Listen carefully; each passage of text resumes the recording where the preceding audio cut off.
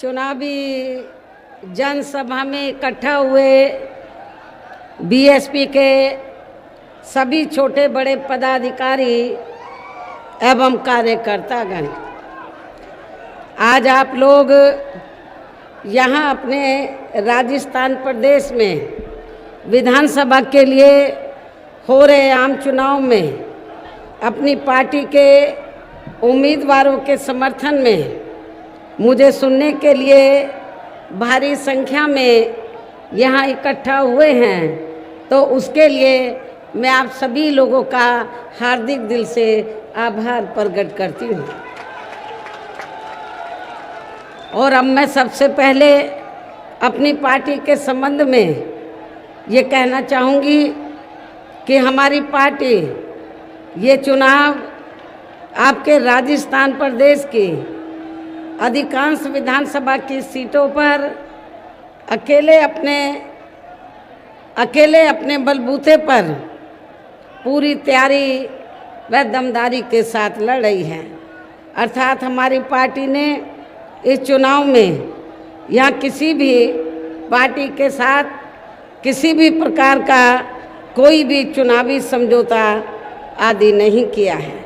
इसके साथ ही हमने बीएसपी से जुड़ने की तादाद को ध्यान में रखकर फिर उसी अनुपात में ही यहाँ सर्व समाज के लोगों को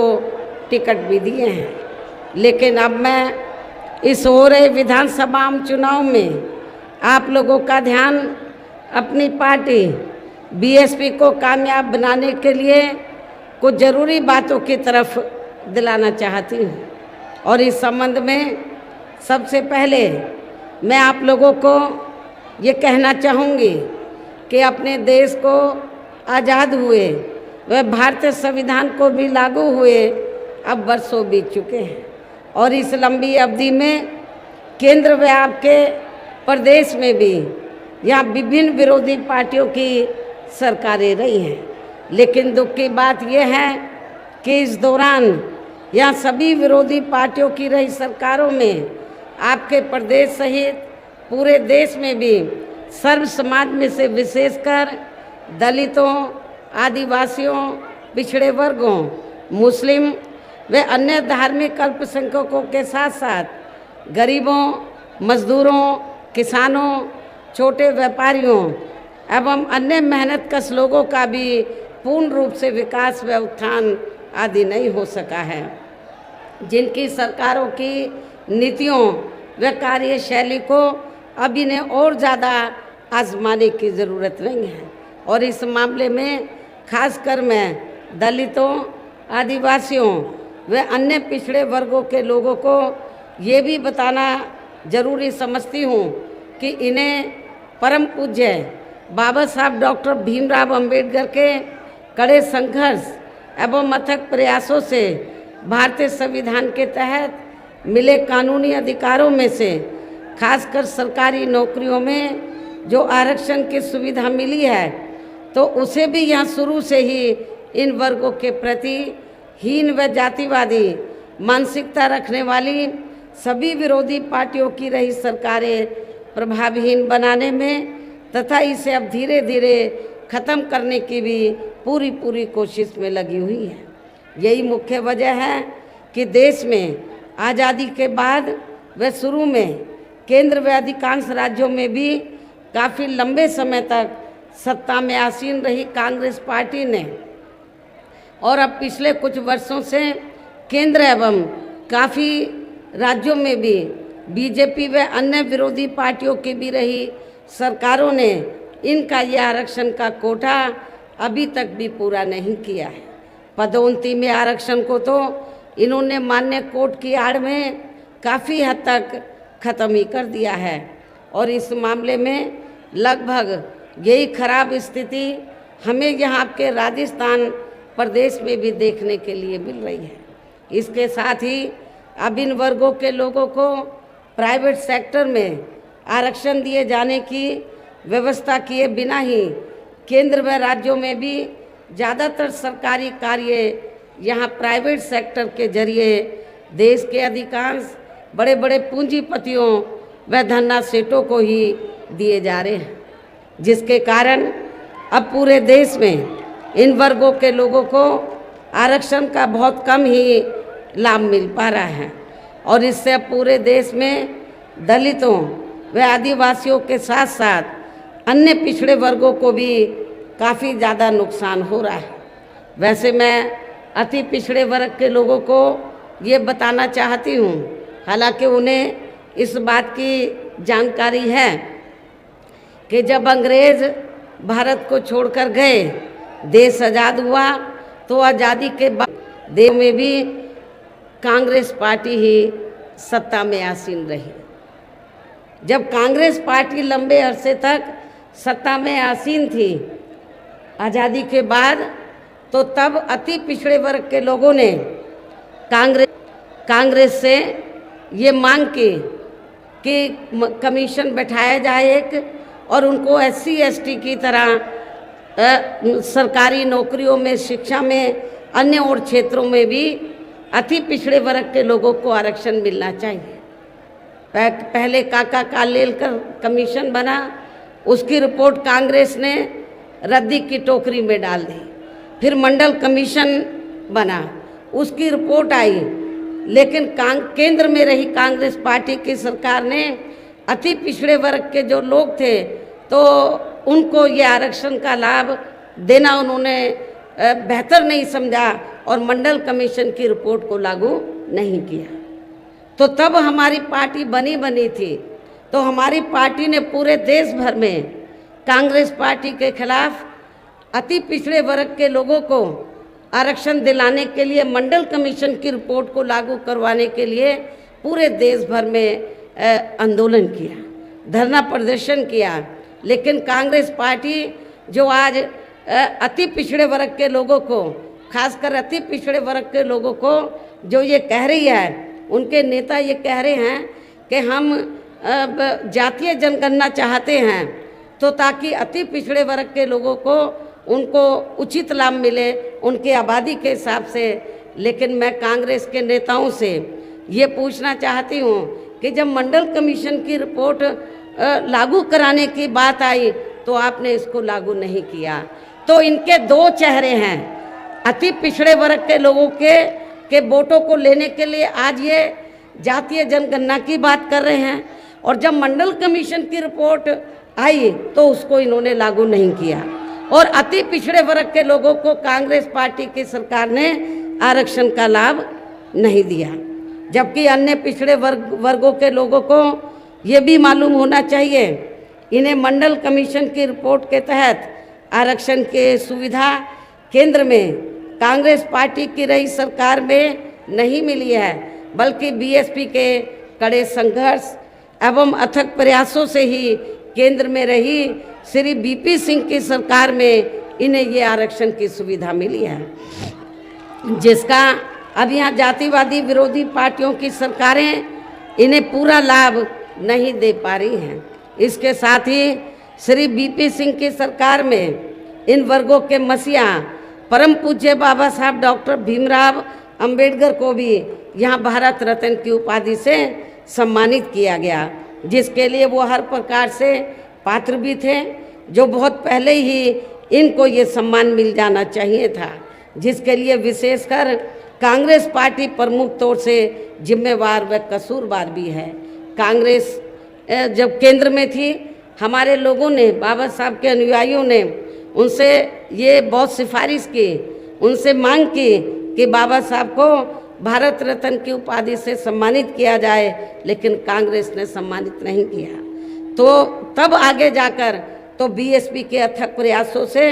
श्री BP सिंह की सरकार में परम पूज्य बाबा साहब डॉक्टर अंबेडकर को भारत रत्न की उपाधि से सम्मानित किया गया। इससे इन वर्गों के प्रति कांग्रेस पार्टी की, खासकर कांग्रेस पार्टी की हीन व जातिवादी मानसिकता साफ झलकती है, जिस कांग्रेस पार्टी ने फिर इनके कारवां को आगे बढ़ाने वाले व हर मामले में समर्पित व्यक्तित्व मान्यवर श्री कांशीराम जी के देहांत होने पर केंद्र में रही इसी कांग्रेस पार्टी की सरकार ने इनके आदर सम्मान में एक दिन का भी राष्ट्रीय शोक घोषित नहीं किया था। यहाँ मैं इन वर्गों के मामले में ये भी कहना चाहूँगी, केंद्र द्वारा अभी हाल ही में देश की लोकसभा व राज्य विधानसभाओं में महिलाओं को जो 33% आरक्षण देने की व्यवस्था की गई है, तो उसमें SC ST व OBC वर्गों की महिलाओं को अलग से कुछ भी आरक्षण नहीं दिया गया है। इतना ही नहीं, बल्कि इन वर्गों के लोगों को जुल्म जाति से निजात दिलाने के लिए जो भी अनेकों नियम व कानून आदि बने हैं, तो उन पर भी केंद्र व अधिकांश राज्यों की भी सरकारें सही से अमल नहीं कर पा रही हैं, जिससे अब यहाँ खासकर दलितों व आदिवासियों एवं अन्य पिछड़े वर्गों के ऊपर शोषण करने वाले लोगों का मनोबल और भी ज़्यादा बढ़ रहा है। और ये सब हमें यहाँ आपके राजस्थान प्रदेश में भी काफ़ी कुछ देखने के लिए मिल रहा है। इसी प्रकार हमें पूरे देश में मुस्लिम व अन्य धार्मिक अल्पसंख्यक समाज के लोगों की भी हालत कोई खास अच्छी नज़र नहीं आती है। इनके साथ साथ अपर कास्ट समाज में से खासकर गरीब लोगों की भी आर्थिक स्थिति अभी भी पूरे देश में यहाँ काफ़ी ज़्यादा खराब व दयनीय ही बनी हुई है। और देश में पहली ये पार्टी थी BSP, जिसने अपर कास्ट समाज में से गरीब लोगों को आर्थिक आधार पर आरक्षण देने के लिए केंद्र की सरकार से वकालत की थी। इनके अलावा आपके प्रदेश सहित पूरे देश में सर्व समाज में से विशेषकर यहाँ गरीब, मजदूर, किसान, कर्मचारी, व्यापारी एवं अन्य मेहनतकश लोग भी अपनी विभिन्न समस्याओं को लेकर अभी भी हमें काफ़ी ज़्यादा दुखी ही नज़र आ रहे हैं। और इनमें से किसान वर्ग तो केंद्र की वर्तमान भाजपा सरकार द्वारा बनाई गई उनकी गलत नीतियों के कारण काफ़ी ज़्यादा परेशान व आंदोलित भी रहा है। लेकिन इन सब की मुख्य वजह हमारी पार्टी केंद्र व आपके राजस्थान प्रदेश में भी यहाँ अब तक की रही सभी विरोधी पार्टियों की सरकारों की जातिवादी, पूंजीवादी व संकीर्ण मानसिकता के तहत बनाई गई उनकी गलत नीतियों एवं गलत कार्य प्रणाली को ही काफ़ी हद तक जिम्मेवार मानकर चलती है। और इस मामले में खासकर इनकी गलत आर्थिक नीतियों की वजह से ही आए दिन यहाँ पूरे देश में गरीबी, बेरोजगारी व महंगाई आदि भी काफ़ी ज़्यादा बढ़ रही है। हालांकि इस मामले में शुरू से ही हमारी पार्टी केंद्र व राज्य सरकारों से भी हर स्तर पर ऐसी नीति अपनाने की लगातार ये मांग करती आ रही है कि देश में कुछ गिने चुने पूंजीपतियों व धन्ना सेठों का विकास होने की बजाय बल्कि यहाँ गरीब व आम लोगों का ही विकास होना चाहिए। तभी फिर सही मायने में यहाँ की आम जनता अपनी गरीबी, बेरोजगारी, महंगाई व अन्य और भी समस्याओं से काफ़ी हद तक निजात पा सकती है। इसके साथ साथ अब अपने देश में भ्रष्टाचार भी हर स्तर पर काफ़ी ज़्यादा बढ़ा है, जिससे आपका खुद का अपना राजस्थान प्रदेश भी अछूता नहीं रहा है। आप लोगों को मालूम है कि यहाँ किस्म किस्म की आए दिन डायरी की चर्चा होती रहती है। अब कौन इसमें बेईमान है, कौन नहीं है, ये तो जांच का विषय है। और इन सब के लिए हमारी पार्टी आज़ादी के बाद से लेकर अभी तक केंद्र व देश के अधिकांश राज्यों में तथा आपके खुद के अपने राजस्थान प्रदेश में भी ज़्यादातर सत्ता यहाँ गलत पार्टियों में से खासकर कांग्रेस, बीजेपी व इनकी सहयोगी पार्टियों के हाथों में ही आने को मानकर चलती है। और इन सभी विरोधी पार्टियों को हमारी पार्टी इसलिए भी जिम्मेवार मानकर चलती है क्योंकि आज़ादी के बाद से लेकर अभी तक लगभग ये सभी विरोधी पार्टियां केंद्र व देश के अधिकांश राज्यों में भी ज़्यादातर यहाँ बड़े बड़े पूंजीपतियों व धन्ना सेठों की ही आर्थिक मदद से सत्ता में आती रही हैं। और सत्ता में आ जाने के बाद फिर ये पार्टियां अधिकतर मामलों में अपनी आर्थिक व अन्य सभी नीतियां यहाँ आम जनता की समस्याओं को दूर करने के हिसाब से तैयार नहीं करती हैं, बल्कि देश के उन बड़े बड़े पूंजीपतियों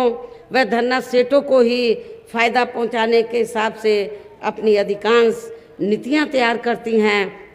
जिनके धन व बल से चुनाव लड़कर ज़्यादातर ये पार्टियां केंद्र व आपके राज्य सहित देश के अन्य राज्यों में भी अभी तक क्या सत्ता में आती रही हैं, जिसके कारण ही अब पूरे देश में व आपके खुद के अपने प्रदेश में भी अभी भी हमें यहाँ सर्व समाज के लोग अधिकांश मामलों में अपनी विभिन्न समस्याओं को लेकर काफ़ी ज़्यादा दुखी व परेशान ही नज़र आते हैं, जबकि पूरे देश में बीएसपी की ही अकेली एक ऐसी पार्टी है जो विरोधी पार्टियों की तरह देश के बड़े बड़े पूंजीपतियों व धन्ना सेठों की आर्थिक मदद से नहीं बल्कि अपनी पार्टी के ही आम कार्यकर्ताओं की आर्थिक मदद से चुनाव लड़कर यहाँ केंद्र व राज्यों की सत्ता में आना चाहती है, ताकि हमारी पार्टी सत्ता में आने के बाद फिर बिना किसी दबाव के वे आज़ाद होकर सर्व समाज के लोगों की सभी समस्याओं का समाधान करके के लोगों के ऊपर किसी भी प्रकार की कोई भी जुल्म जाति आदि नहीं होने दी है, बल्कि हमारी पार्टी की रही सरकार ने वहाँ जुल्म जाति करने वाले लोगों को बिना कोई देरी किए हुए उन्हें तुरंत ही जेल की सलाखों के अंदर भेजा है, जहाँ हमारी सरकार में उनकी सही व असली जगह होती है, जिसके यहाँ आपके प्रदेश में भी काफ़ी सख्त ज़रूरत है। इतना ही नहीं बल्कि हमारी पार्टी के रही सरकार ने वहाँ अपने देश में दलित एवं अन्य पिछड़े वर्गों में समय समय पर जन्मे हमारे महान संतों, गुरुओं व महापुरुषों में भी खासकर महात्मा ज्योतिराव फूले, छत्रपति शाहू जी महाराज, श्री नारायण गुरु, बाबा साहब डॉक्टर भीमराव अंबेडकर एवं मान्यवर श्री कांशीराम जी आदि को भी विभिन्न रूपों में पहली बार वहाँ पूरा आदर सम्मान दिया है, जिन्हें विरोधी पार्टियों के लोग अभी तक भी आसानी से पचा नहीं पा रहे हैं। इस प्रकार से उत्तर प्रदेश में हमारी पार्टी ने अपने सभी चारों रहे शासनकाल के दौरान वहाँ हर मामले में व हर स्तर पर सर्व समाज के लोगों को काफ़ी बेहतरीन सरकार दी है। और यदि आप लोग भी यहाँ अपने राजस्थान प्रदेश में आम जनहित के वह खाने को हथकंडों से भी जरूर सावधान रहना है, और इस मामले में खासकर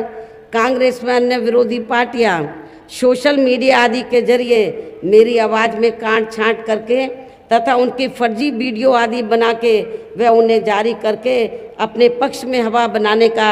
जो घिनौना प्रयास करती हैं या कर रही हैं, तो उनसे भी अपनी पार्टी के लोगों को कतई भी गुमराह नहीं होना है, बल्कि इससे उनकी हताशा व हार होने निश्चित हमें नज़र आती है। इतना ही नहीं बल्कि आप लोगों को विरोधी पार्टियों के जारी किए गए उनके हवाई व प्रलोभन भरे चुनावी घोषणा पत्रों आदि के बहकावे में तो कतई भी नहीं आना है, जिन्हें ये पार्टियां सत्ता में आने के बाद अधिकांश अमल में नहीं लाती हैं, जिस पर से अब जनता का काफ़ी हद तक विश्वास ही उठ गया है। इसलिए हमारी पार्टी किसी भी चुनाव में अपना कोई भी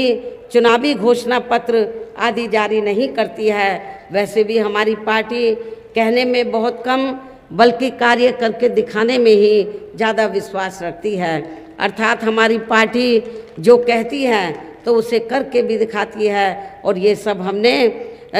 उत्तर प्रदेश में बिना घोषणा पत्र जारी किए हुए करके भी दिखाया है। और अब मेरा यही कहना है कि आप लोगों को अपने खुद के व अपने राजस्थान प्रदेश के भी हित में यहाँ अपनी पार्टी बीएसपी की ही सरकार बनाना बहुत ज़रूरी है। तभी फिर यहाँ आपके प्रदेश में परम पूज्य बाबा साहब डॉक्टर भीमराव अंबेडकर एवं मान्यवर श्री कांशीराम जी आदि का भी अधूरा रहा सपना जरूर साकार हो सकता है, जिन्होंने कदम कदम पर अनेकों कष्ट झेलकर अपनी पूरी जिंदगी यहाँ खासकर कमज़ोर एवं उपेक्षित वर्गों के लोगों को अपने पैरों पर खड़ा करने के लिए